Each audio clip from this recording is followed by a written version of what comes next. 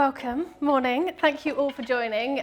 So we're here for our second ever Speak Up by Smiley Movement, where we're going to talk about music and the mind, the link between music and mental health, the powerful impact of music, how it can positively bring about change when it comes to people's mental well-being. I thought we'd start off by talking a bit about the power of music itself and a time when, and this doesn't necessarily have to be associated with mental health, but a time when for you, music potentially had an impact on you.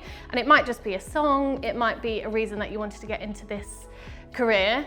As I'm saying this, I'm trying to think about a time that I've had. And the first thing that's popped to my mind is I had a childminder when I was younger, and she was Slovakian, and she loved George Michael's Careless Whisper.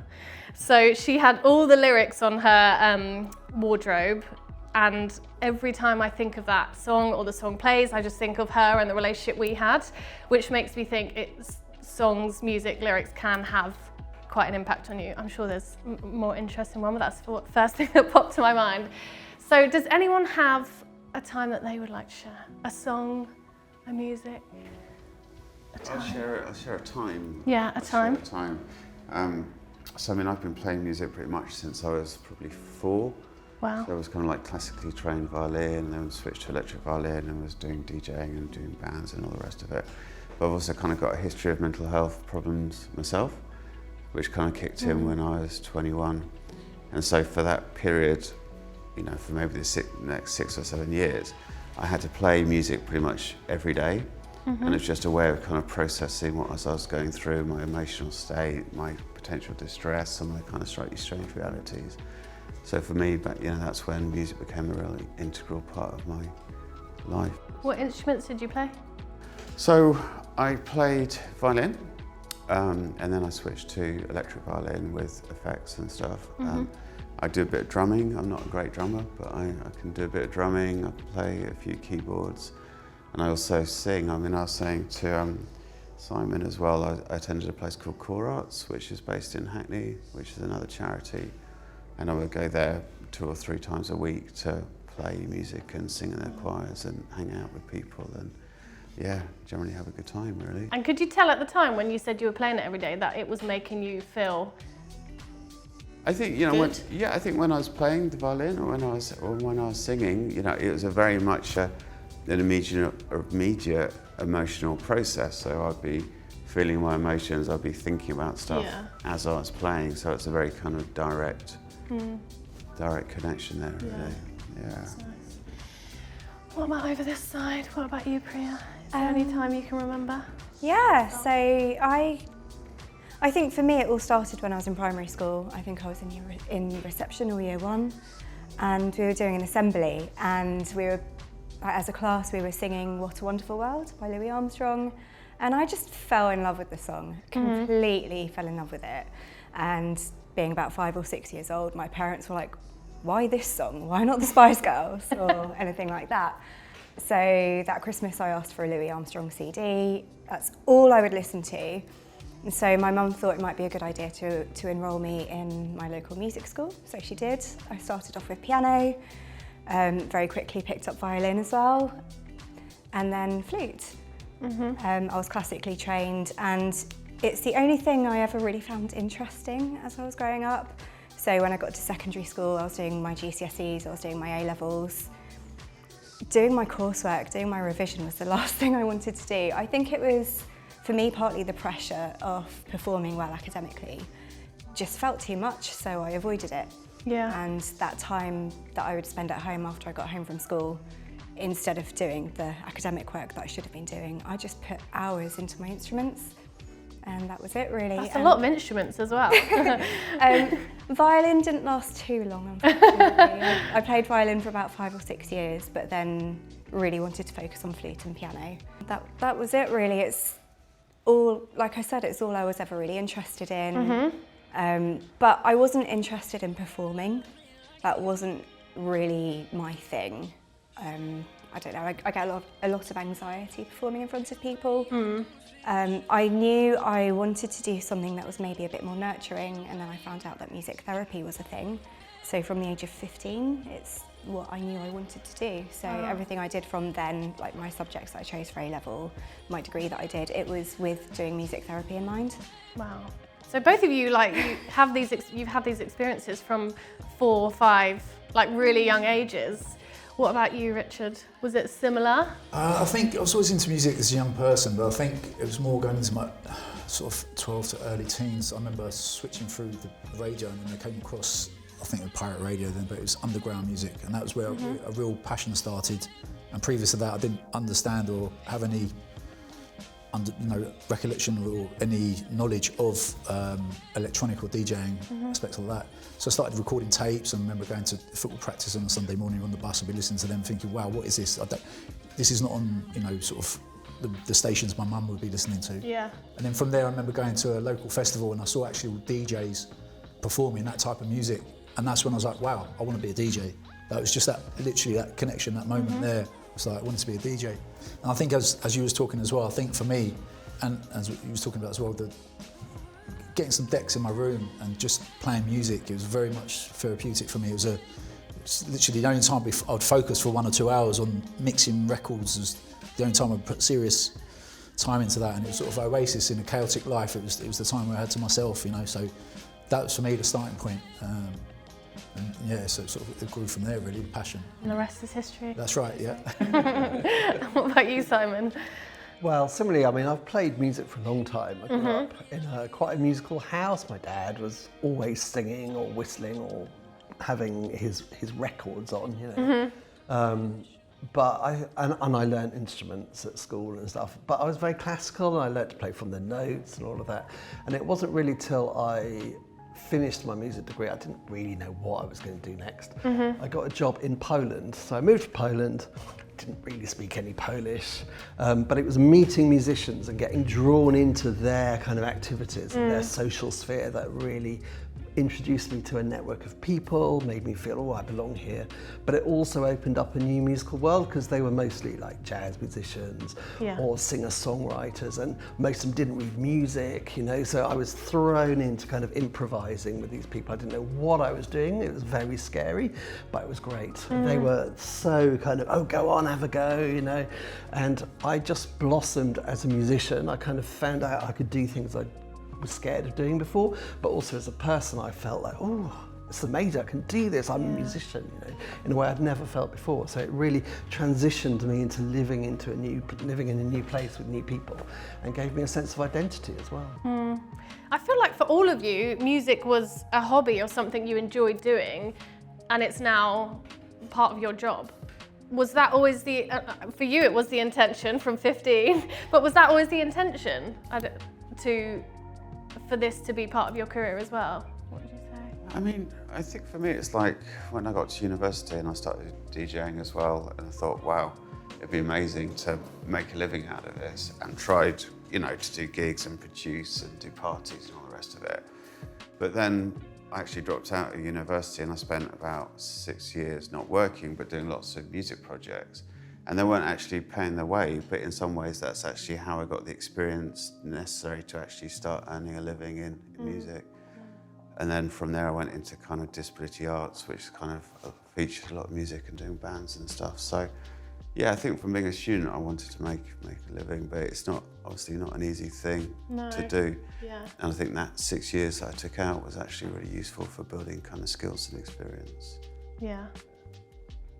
What about you, Rich? Was it always? I think from the time I understood there was DJs, and that was something you could do. I wanted to be a DJ as a young person, and I achieved that. But as you get older, we're talking about mental health. For me, that lifestyle for me and not having a routine, the late nights and all those aspects, that actually triggered more mental health issues for me. So, but yeah, as a starting point, yeah, that was at that point. I wanted to be a DJ. There was nothing else in my life. It was DJ or nothing. Okay. DJ or die, I'd say. Yeah. And all of you, speaking about the passion for music, obviously we're talking about mental health as well, and I know we've touched on it a bit. Was there a moment that you realised, or that you really got the link between the power of what music could do, the link between music and mental health? Obviously, Chaz, from your own experiences, it made you feel good to play music every day. But was there, for everyone, a time when those two things sort of came together? I mean, I would also, I think, as you also said, there's also the flip side that music can actually be really bad for your mental health. You know, you look at all these amazing musicians and a lot of them die young, and there's something that's going on there, whether it's just the lifestyle that comes with music, or whether that kind of extreme states that people get in, or it's emotionally can't deal with it. So there is definitely a flip side to music as well. Yeah, do either of you have any experience of when sort of those two things came together? I mean, I suppose music is, as I said before, it's like a social scene and stuff. It's not just the playing of the music, it's not the sound of the music on its own, although that's amazing too sometimes. Yeah. It's the experience of doing it with other people, it's the occasions on which it happens, it's the roles you find yourself playing. And I think the ideal thing in a way is to, you know, draw on that as a resource in your life in general as much as possible. And certainly there are times when I've, you know, been very aware of it. So I know that, like, when things are really getting on top of me, music can be a place to retreat to, you know, and sort of, I can play classical piano, so I can literally sit in a room on my own and do music. I think I prefer doing music with other people. I get more of a buzz from social connection. Yeah. But it is something you can use in different ways at different times. So when I need to be on my own, I can be on my own musically. Yeah. But when I really want that connection with people, I can go and have an amazing time, whether that's as a performer or, you know, at a gig with like-minded people with similar tastes. And stuff like that. You know, so it's kind of horses for courses, different roles it plays at different times. I think. Yeah, no, that makes sense. And I very much agree about music can be bad for you as well. So see lots of people who, you know, the kind of pressure and competition and the kind of need people put on you to do stuff for free all the time and stuff. Yeah. Very bad for people's mental health. So music's not a magic happy pill. So when it's going right, and I don't want to say the science of it, but is there, you all know more than me, is there a science behind when music can lift people up? So I know you coming from as a music therapist. I was going to say coming from a music therapy background.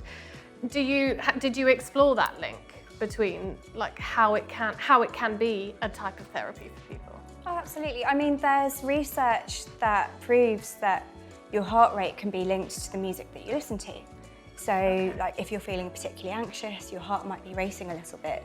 There's evidence that listening to music with a slower tempo to the tempo of your heart can bring your heartbeat down a little bit. It can help to calm you down. So you can maybe, like, cater what you listen to how you're feeling to kind of help bring you from one feeling state into another. Okay, amazing. And as, like, I mean, both of you work for organisations that use therapy and music as sort of a tool for positive change.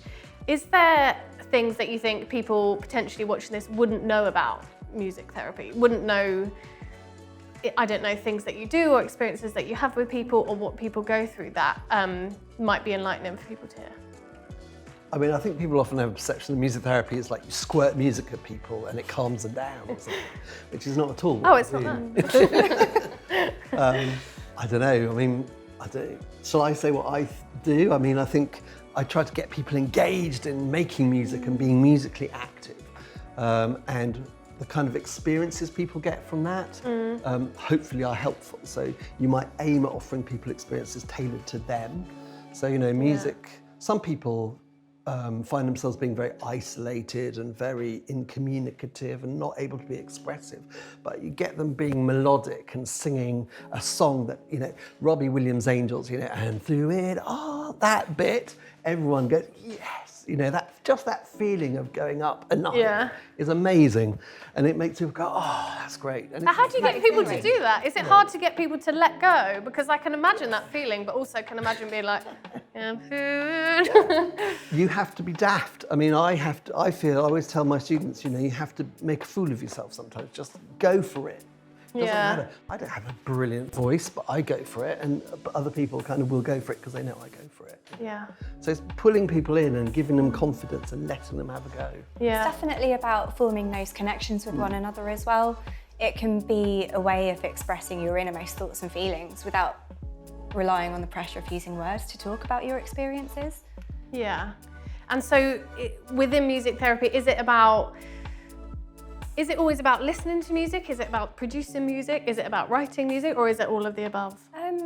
The way that I work, it's very much more about being with other people and creating that music together rather than listening. I mean, there can be space for listening to music in music therapy if you want there to be, but I find personally that it can be more supportive if you're doing it together. That act of creating music together can be really intimate. So you're definitely forming those connections with each other, and it's a really trusting space as well. The way that we work is in a very confidential way. There is no judgment at all. So do you think it's that satisfaction of the end result sometimes that people get if they're working together? Oh, it could be, yeah. Yeah. And then what about, so I know CM Community Music and Soundminds are working with the arts as well as music and mental health sort of interlinking. What experiences have you two had with how music and mental health sort of can complement each other and support people? Yeah, we've run a project called Mind the Music for young people that have got mental health challenges to come and get involved in music and create music, and we did a study report with Essex University around that as well.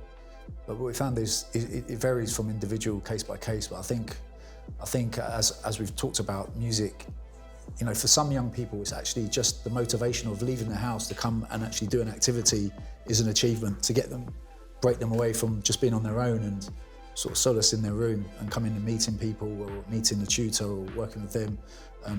It's interesting, we've run another project in Tottenham, and we've got the DJ and we've got the music production, we've got, you know, the young people from the estate can come in and you know, write lyrics and rap and stuff like that. And I was up there the other day, and there was one young person that was just sitting there on their own and just on the computer, and said, "Oh, what are you up to?" And he just said to me, "I've got no interest in being a top producer or making things. I've just come in here and I like coming every week, and it's a therapy for me to just release some of my emotions by just making a bit of music." And he's got no intention of, he doesn't even want to share his music with anyone else. So it's what you're talking about, the intimacy. So I think it's I think it's on an individual basis, case by case. But I think underpinning it all is some sort of social connection. I think is important for people to start reconnecting with people and sort of build their confidence and know they're not alone, I think, as a starting point, and express themselves, I think, in whatever way that is. And do you think it's young people who already have an interest in music that benefit, or do you think it's young people who are just struggling for whatever reason can get involved in it, even if music hasn't potentially been part of their life? I think it varies. I mean, there are definitely young people that are really focused on that. I think music could help me, and there's an interest there. But others, for instance, we've worked in CAMS units as well, where some young people are making music, but others have observed that and then suddenly want to get involved in it. So they had no knowledge or thought of making music before, but it was a way of, and they've observed it, and it's the connection. So I think podcasts like this really help, sort of podcast, video cast, whatever, really help spread the word, I think, you know. Yeah. And what about from your experiences, Chaz, with Soundminds? Yeah, I suppose it's interesting, we actually used the same Robbie Williams song for our community choir. So there's got to Shall be, we all sing? yeah. So there's got to be something in that song that makes it worth. At night, it's amazing. So, I mean, at Soundminds, we predominantly work with people with serious mental illness, so people who've got psychotic illnesses, maybe bipolar or schizophrenia, etc. And I think what's quite crucial for the kind of philosophy of our organisation is that we don't provide music therapy. So we don't have that kind of formal psychological intervention, but we believe passionately that playing music and creating music is therapeutic in its own right.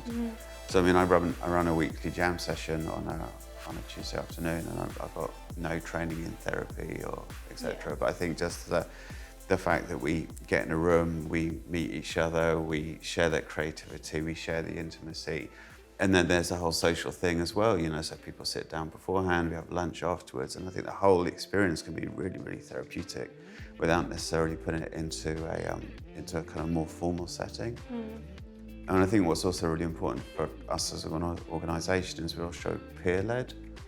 So people that with mental health problems actually run the organisation, which I think also kind of helps the sense of solidarity that we have in the organisation.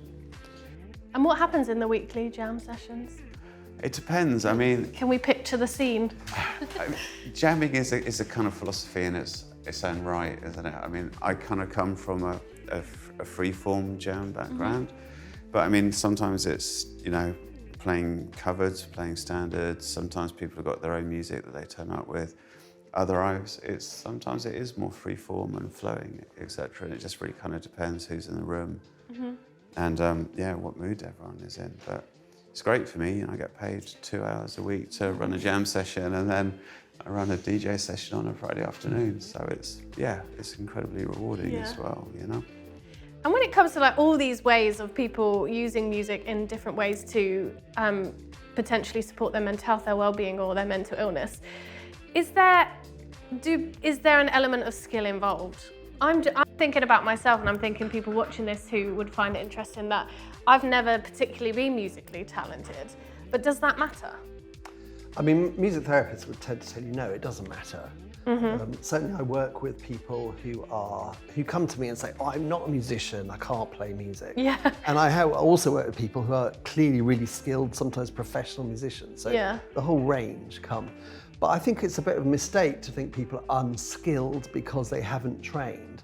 So, I mean, I have examples of work I do, like on, you know, on wards with people who are sectioned in hospital. They're psychotic, and theoretically they can't take account of what someone else is doing, etc. But you start playing music with them, and it's entirely evident that they can, and that they're actually quite skilled, and that, you know, there are bits where we're trying to make something work together, totally non-verbally, and I mess it up, and they wait for me.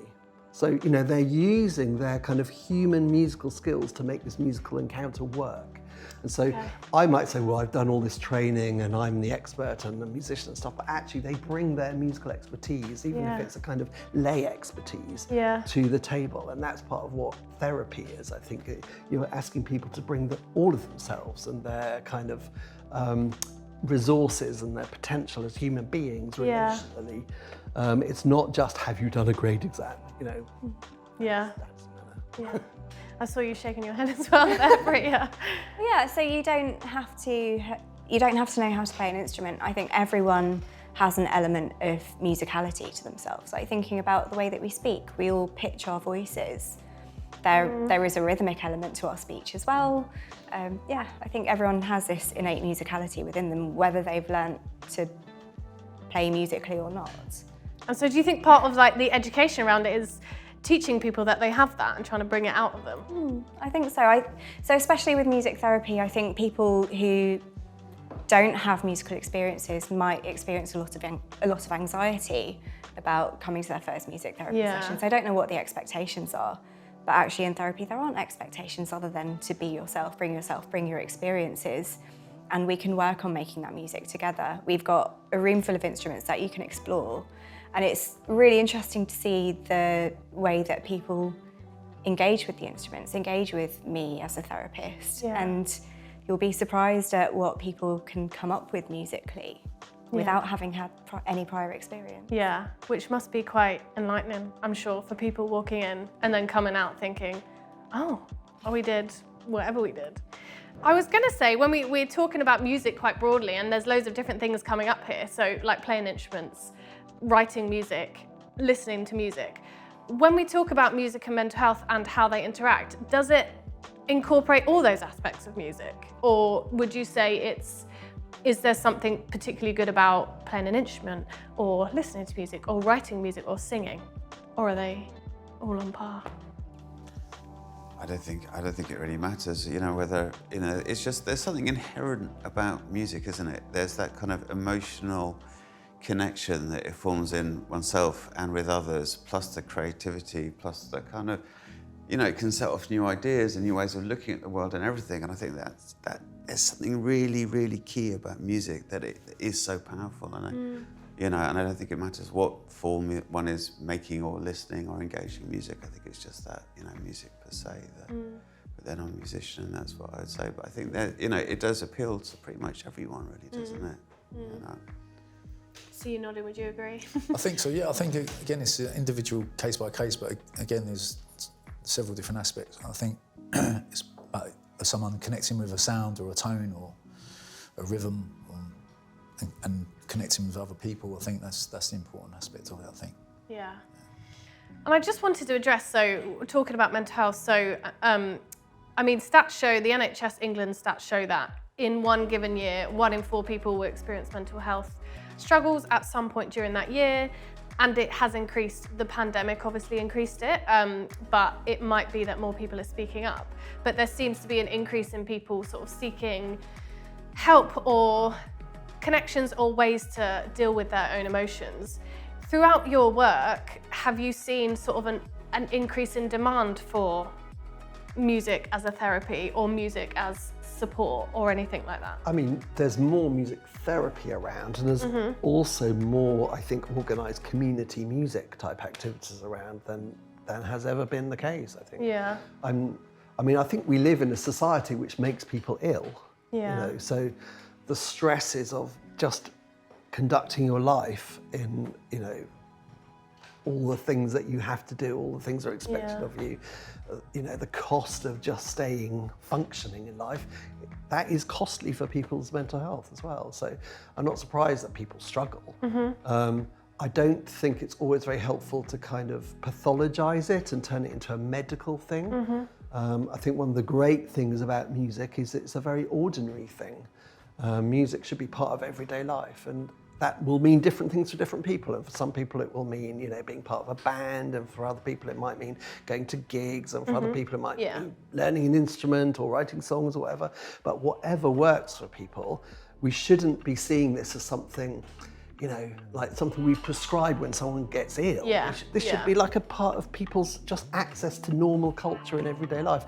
And that's why I think it's really important that we don't separate this off from talking about children having access to music education, for example. Yeah. There should be real great, diverse musical opportunities in school. Yeah. And they're withering away at the moment. Yeah. At the same time as we're saying, well, let's prescribe people going to a music session. Yeah. So why can't we equip people with school skills and opportunities to do what fulfills them and enables them to stay mentally healthy as much as possible. Yeah. And of course also provide support for people in crisis. Yeah. But let's not pathologize music too much. It's part of healthy living, not just a medical response.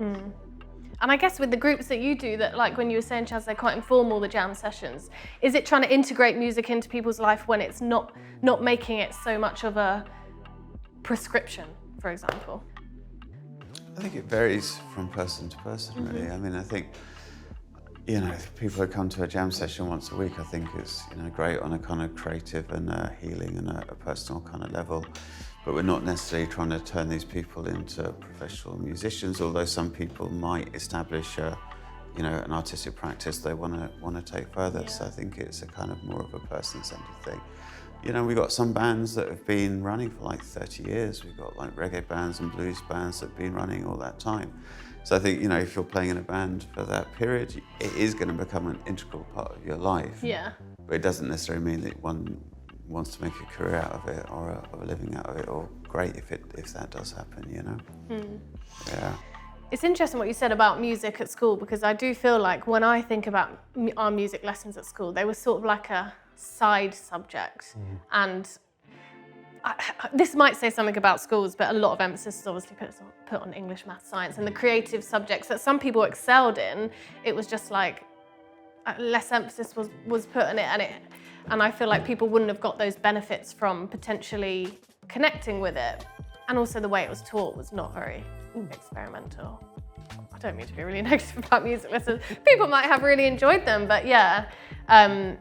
I think a great music teacher can have a great effect on someone for the rest of their life. Inspire them, intrigue them, you know, get them out and doing their own thing. Yeah. You know, and I certainly had that experience. That's part of why I'm a musician. Yeah. Did you have a good music teacher? I think it's a long time since me at school, and it wasn't very inspiring for me. I mean, we're talking this sort of more, I'd say, modern era, but we work with a lot of schools in here, and I think it's what you was talking about. I think it comes down to the actual teachers as well. I mean, you know, I think in Tower Hamlets, where we're based, we had some of the teachers come and they're just so inspiring. You can see how they've inspired the young people to create bands and do stuff, and they're going above and beyond. You know, they're coming to after-school activities. We're putting on events and gigs on, and they're doing that in their spare time to, you know, to make that lesson or that practice more real and great experience for the young people. So I think it's a combination of course, it's always great to get more money and more facilities involved and invested and put it as part of syllabus at schools. And I think it's down to just finding those fantastic teachers as well that really care and see the benefit of it, really. Yeah, and help that passion sort of continue rather than just be a lesson that needs to be done. I remember like a similar experience to yourself as well. I mean, I remember sitting in a music GCSE class and the music teacher put on Extras by Bob Marley really loud on this big sound system within the room, and it's like, whoa, this is something new and this is something different and this is something really powerful. And I just remember that moment so clearly. But then I think later on, I mean, talking about different forms of music, I think for a while I was like an ambient DJ. And the reason I went to become an ambient DJ because I was in quite a disordered state and it actually kind of calmed me down.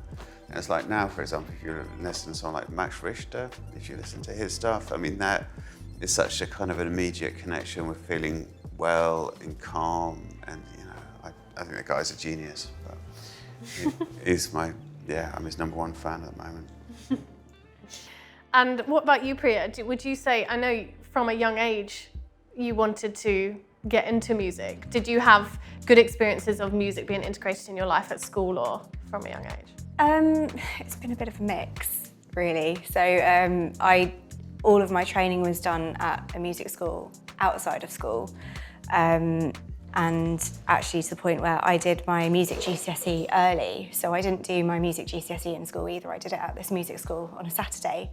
And then when it came to doing my A-levels, I had a really good relationship with the music teacher at my school, but in my year group, out of 150 students, I was the only student who wanted to do music A-level. Oh. So I couldn't at that school, which was really frustrating actually, because like I said, I had a really good relationship with the music teacher there. And I knew that doing that music A-level was really important to my future. It was really important to me. It was one of the only things I was interested in. Yeah. So I had to go to a different school for my A-levels, and it was a much smaller school. And again, I was the only student who wanted to do music for A-level, but they were able to accommodate it at the other school. So yeah, I don't know, it's been a mixture of experiences within my education, but I was very fortunate that I also had an external music school that I could go to where that's all it was. Yeah. Gosh, that's hard. Just one person in a class would have been strange. Oh, I had one-on-one tuition, it was great. I wondered if you would, or some of you, be happy to share some of your experiences from the work that you do. Like hearing about your weekly jam session, for example, I think is really interesting to see just different ways people interact with music. So are there any sort of workshops or anything, Richard, that you do with young people that people might find sort of enlightening or interesting? So every Thursday we run free, it's in our centre in Shoreditch area. That's every Thursday, but also we do one-to-ones online as well. Okay. But yeah, there's a lot of young people, various different, I'd say, success stories. Just like I said previously, from just literally getting out of their room and coming down to our centre, and then starting from there, starting to sort of get back involved in everyday life. And others that have, just feel more happy. Their behaviours changed, their moods have changed. A lot more positivity. And some people have gone on to have a career in the creative industries, but like I said, there's no pressure there as well. It's not. I think the thing we've been talking about it is, I think it's like if you put people in a room and say, right, make a hit record, you're like, it takes out the enjoyment. Yeah, if you take the expectations, like you talked about, take the expectations out of it, it just becomes a more natural process. So what sorts of things do they do on a Thursday? How do you take that pressure away from someone and try and get them to enjoy music without saying enjoy music? Yeah, so the thing is, we have a lot of trained tutors there, but we have a lot of setups. We do a lot of music production and DJing and opportunities to sing and songwrite, areas like that. So and we use different digital audio workstations as well, or online. So we've got more advanced stuff, but we've got some more basic tools as well.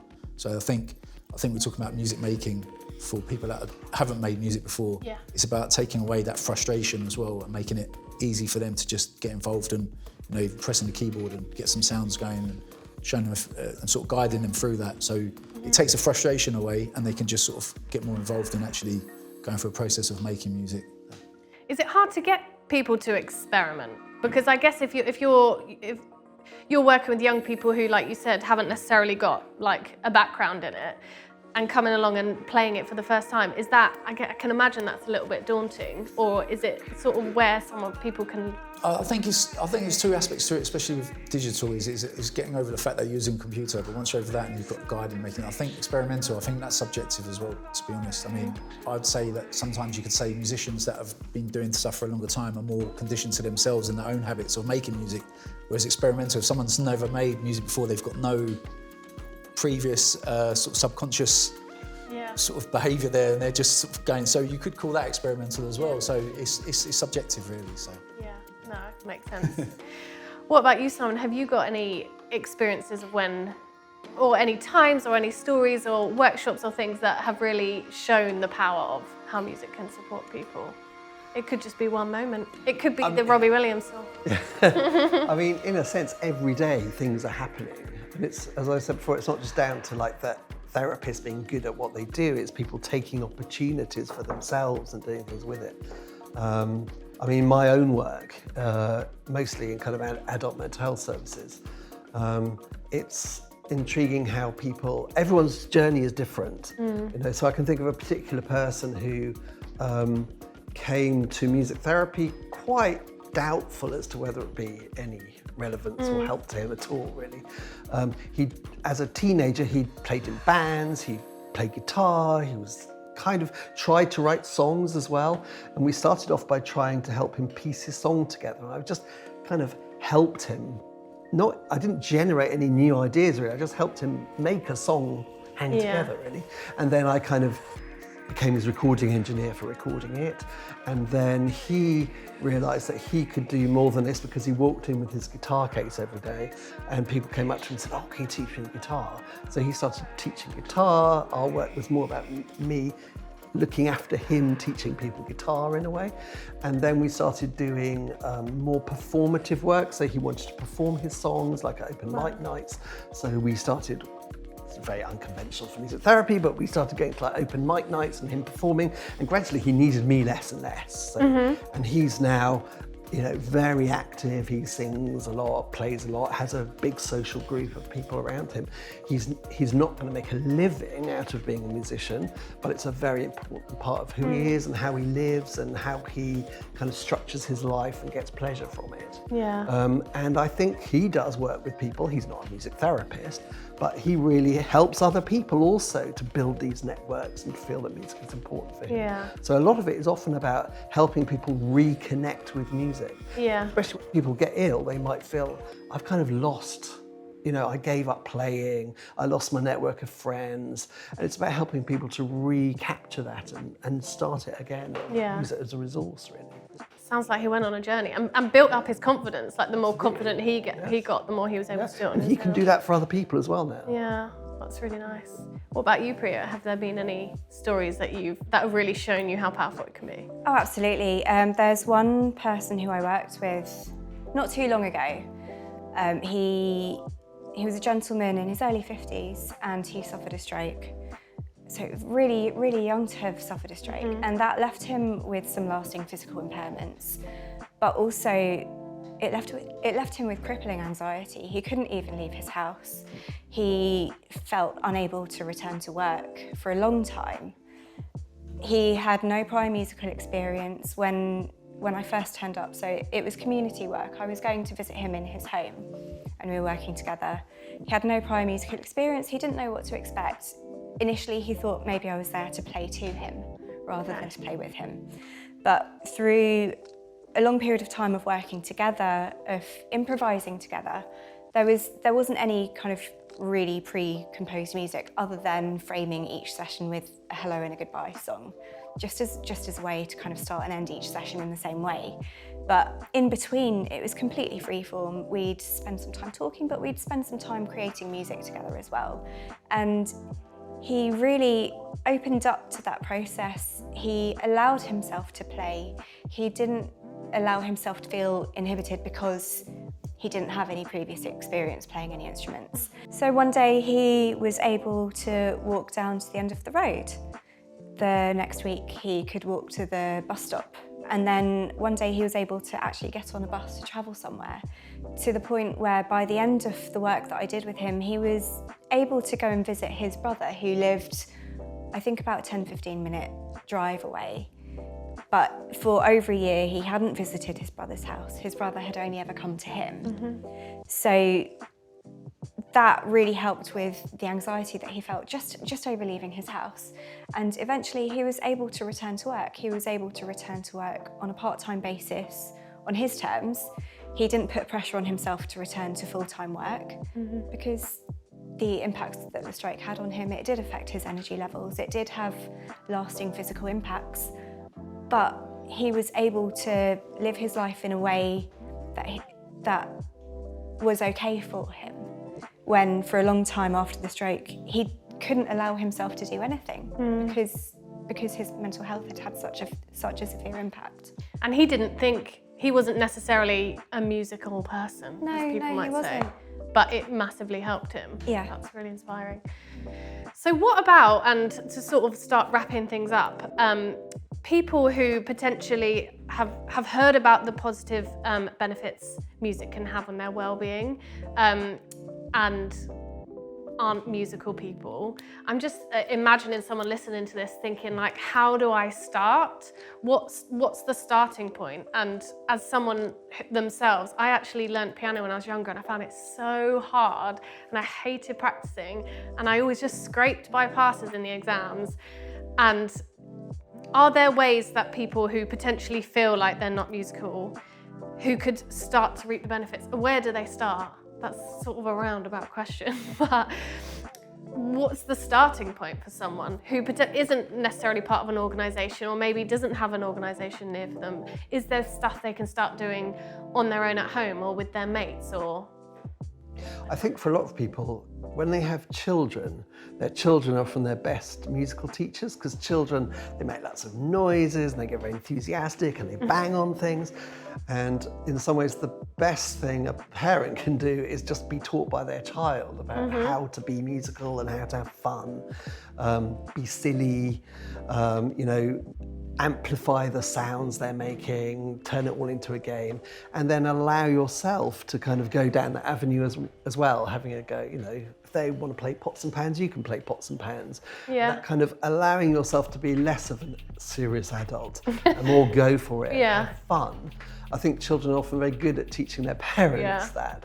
And that kind of attitude to music, of it being something that's fun, about being social, about relationships and family and stuff, rather than it's all about practicing 30 minutes a day and getting your mark in the exam. Yeah. I mean, that's great, but it's not all that music is at all. Yeah.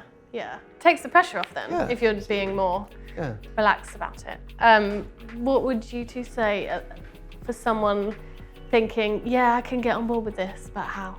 I mean, I remember going back to the first ever jam session I went to, and I'd always been classical, I'd always read music, I'd never improvised at all. No, I went to the jam session at the community centre, and there was a very charismatic guy that was running the session, and he just said, play. It doesn't matter what you play, it doesn't matter what comes out, it doesn't matter what it sounds like, just play what you want to feel. And I think that is a really key approach, it's like not to have any judgment or expectations, but just to do it. And I think there's a lot of accessible ways into music making as well. I mean, most people's phones or some people's phones would have like GarageBand on it, and that's just immediately there. Most people are carrying it around in their pockets, kind of thing. Or to set up a home studio these days is very easy, or pick up a guitar and get, teach yourself a guitar book, or go and have lessons, or go to a community centre. I think there's lots of different ways of getting into it. Is there any advice that you would give to people? I think covered a lot. I think one of the tips I'd say for young people, because instruments can be expensive, but a great place to look is like a place like Facebook Marketplace, because you can just find some really fantastic second-hand equipment on there that's really low cost. And like saying, it's just getting a piece of equipment and playing. I think there's loads of free apps. I think a lot of young people, I'd say the majority of young people have got a phone as a starting point. So the apps, there's free apps you can use to start making music. And I think if you GarageBand, I think there's another DAW that's online, which is called VIP. And I think Spotify actually have one now as well called Soundtrap as well. So, and they're sort of low cost or I think free sort of starting points as well. So they're good ways to. Yeah, because that's a good point about getting it secondhand. Because I feel like one of the pressures of buying an instrument is the cost and the commitment. And I remember, and we had my sister when she was younger wanted to play violin. My mum was like, but do you really want to? Because we're going to buy this and this and this. And then so that can sort of put people off. But you're right, like secondhand, if you can afford to do it and it's cheaper, then it takes the pressure off, like you were saying, doesn't it? And you can listen to it without I need to love this because I've just spent my wage on it. What would you say, Priya? What about getting together with a group of friends and putting together a listening to music group? So you can get together, you can each choose a couple of songs each, and it's a way of connecting with one another. It's a way of kind of letting other people into your inner world and revealing something about yourself, showing them who you are, showing your friends what your likes are. And then if you wanted to develop that further, you could turn it into a singing along group. You can like sing along to each other's favourite songs, like maybe even like a sort of karaoke type thing. It's a way to kind of keep it social and being involved in that music directly yourself. Like a book club, I think. Yeah. But that's nice because people often probably have music on in the background, don't they? Yeah. Rather than sort of making it a central focus of meeting up. Yeah. Potentially. I'm going to ask one last question, putting you on the spot here. If you could sum up, I'm going to say it so you can think about it and then keep talking. If you could sum up music in one word, what would it be? So that could be its impact it can have on mental health, how it feels for you, how you've seen how it has supported people. But is there one word or a phrase, there could be a couple of words, that really, to you, shows how important music can be in people's lives? Does anyone have one? Is it hard? Came to mind is it energy. Okay. I think energy is a catalyst to get started, get going, make things happen. You know, your energy for your emotions. Yeah. So I think that's what came to mind. I'd say expression. It's a really good way to express your thoughts, express your feelings, communicate with other people. Yeah. And bring people together, like you've been saying, that connection. I'd say inspirational. Kind of all-encompassing as well, I think. Yeah. I cheat and I go, but I think it does evade words. I think it's that feeling of something happening. It's connection and it's kind of fulfillment of an expectation or something. And the whole point of it often is you can't sum it up in words. So yeah, I'd go for something non-verbal like that. Yeah, I like that. And no one chose the same word or sound. Well, thank you very much. It's been great to have you all here and hear about the different perspectives and just learning more about the different sides of the impact music can have, whether it's more formal settings or whether it's more relaxed, but also that anyone can get involved. And even me sitting here during this talk is thinking, because I was just like, well, I'm not a music person. I'll learn from these people. But to know that you don't have to have a knack or you don't have to be a music person to be able to reap the benefits. So wonderful, thank you very much. Thank you. Thank you. Thank you.